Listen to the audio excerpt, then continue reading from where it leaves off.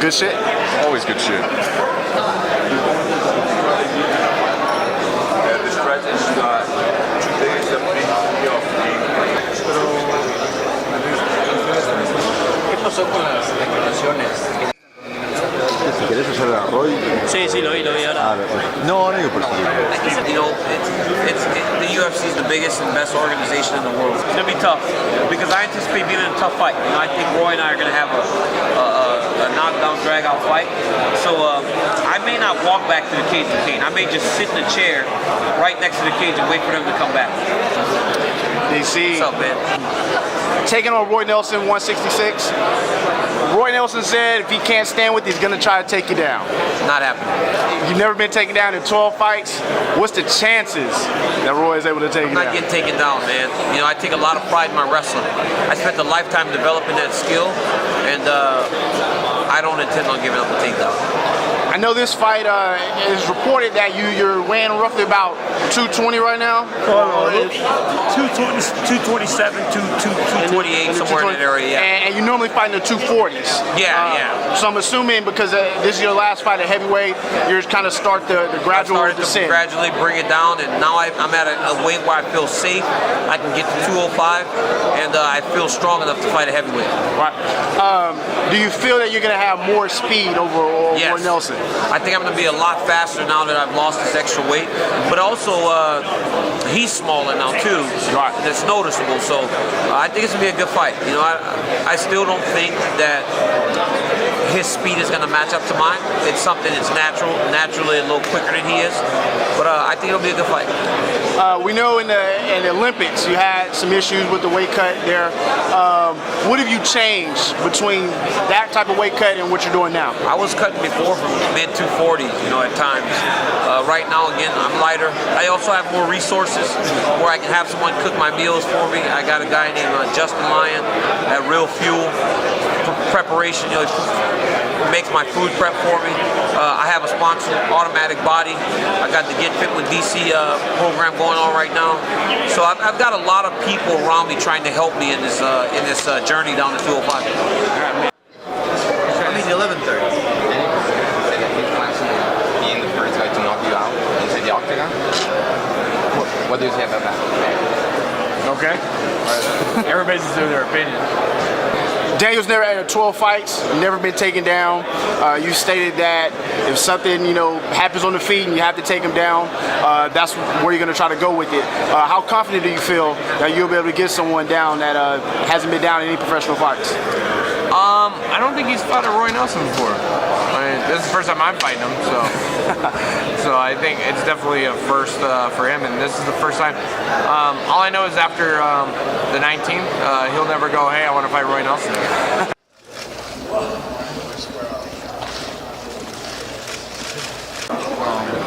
I mean, I would ask some of you, do any of you know what's going to happen? Do you have any predictions of what you think? I honestly have absolutely no idea what can happen in this fight. Misha's like, these guys are picking on us, but we want them to leave us alone, we just want them to, and then they hang up fucking pictures. You know what I mean? After I got everything calmed down and everything was smooth, there's a lot of shit we don't show. So when I found out about that, I reached out to him, and he had already written an apology. Yeah, he's a young kid that made a real dumb tweet. And Which tweet was it? Conor McGregor.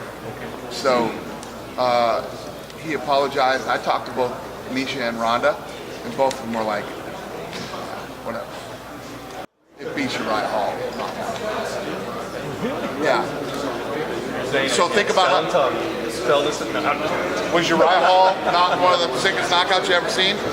And this one beats it? Picture how fucking scary this knockout is. Roy waited till the end of his contract.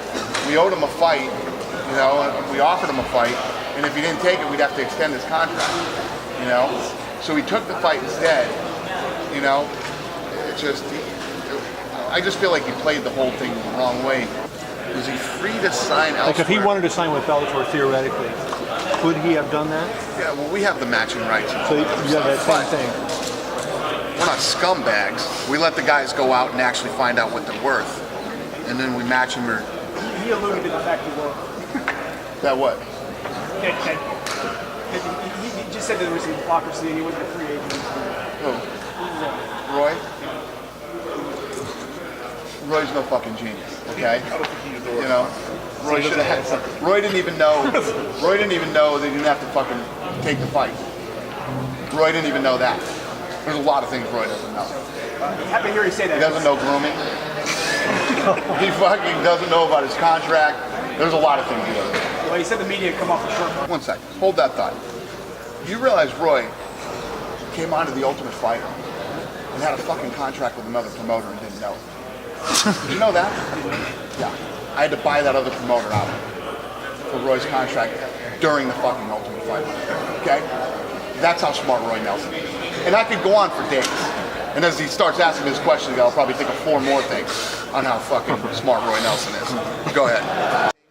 Embarrassing thing. The fact that guy got paid $17 million for that fight. And can we put that in context of what we've got this weekend, where, you know... Come here, Kia. The first fucking punch in that fight. There you go, ding, ding. Those guys walk out toward each other. He throws a punch like this and goes, and holds on to him like this. Did you fucking see that? I did. Then did it the whole fight. He should have been disqualified.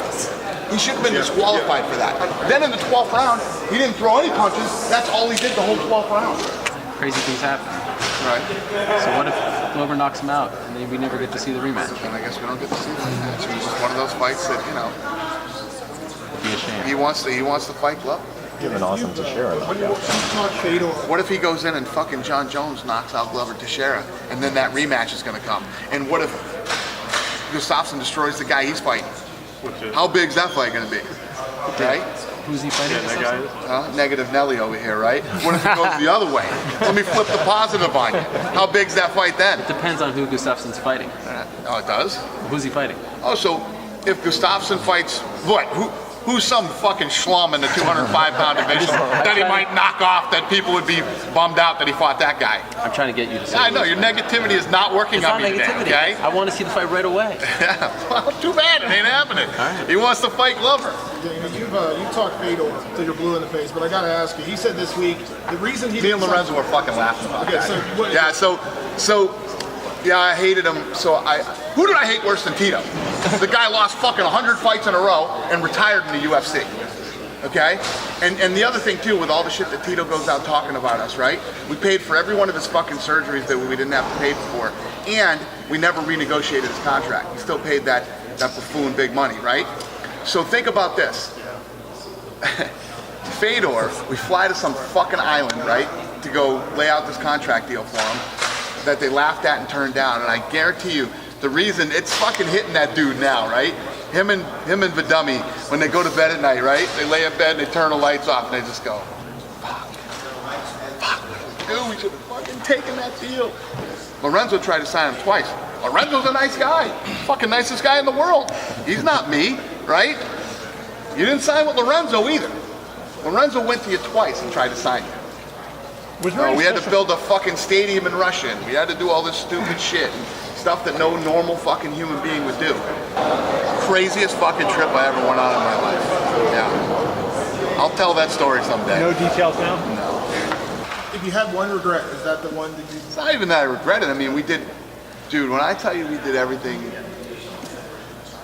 Someday I'll tell the story of how much we offered that fucker, too. Biggest, no time people, like the present. People will fucking shit. Is it the biggest in history at the Yeah, time? it made no sense. This was one of those deals where it's like, this makes no fucking sense whatsoever. And literally when we got on the plane, when we were flying back, we're like, thank fucking God they turned that offer down. Did they ever even get to a point where they took it in a room and said, let's think about this and ask for a little bit of time? They had some guy there whose mother was the mayor or senator of some state there.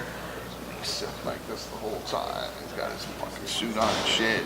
We made him the offer and he's like, he like starts laughing at the offer. We're like, fucking laughing at the offer? Do you feel like he's bringing this up now because you guys are hinting at maybe going to Russia? Is this his way to try to get the deal back? No, I think he goes to bed at night. fucking lays his head on the pillow and turns off the light and lays like this So for that about fucking 7 hours going, holy shit. so maybe he wants it back. Maybe he wants to try to revisit it, and that's why this is coming out of nowhere. Is that possible? That's a positive spin. You're having a bad day. So Maybe you think we should make that fight now? I'm not saying you you call should. Brock up and fucking, you know, it was like, and I explained this to him. You can fucking ask Lorenzo this. I explained this to Fedor. I said we're catching a moment in time, right here, right now, where this fight between you and Brock Lesnar will be fucking massive. We were talking Dallas, Texas Stadium. This huge fight between these two big heavyweight guys. We're laying this massive fucking offer on the table. I said, you're one punch away from being worth fucking 0. And Dan Henderson fucking knocked him out. How do you think the fight would have played out? Have you thought about that? I don't know. Who knows, you know? Maybe Fedor knocks out, you know, Brock, because we saw Brock against guys that hit hard, you know. And that's probably what they look at now. They're like, God damn. You know, Kane started punching him in the face, and you know, I'm sure they look at it and kick themselves every day. Do you think the winner of Saturday night's fight is the best heavyweight in UFC history? Do I think that? Yeah, Without a doubt. I do. I think these two right here are the two best heavyweights in the world. They're in their prime, and this is a great fight. I've been really excited for this fight, and I think part of the appeal of this fight is I don't know what's going to happen. Houston's putting out some top prospects right now: Daniel Pineda, Andrew Craig, Brian Malone.